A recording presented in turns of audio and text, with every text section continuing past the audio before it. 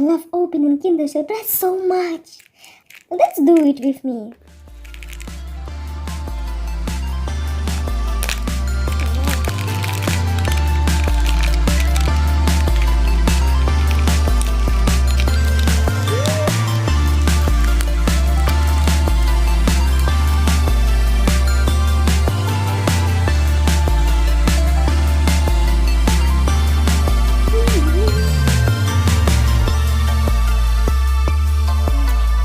Make sure you compost that banana peel.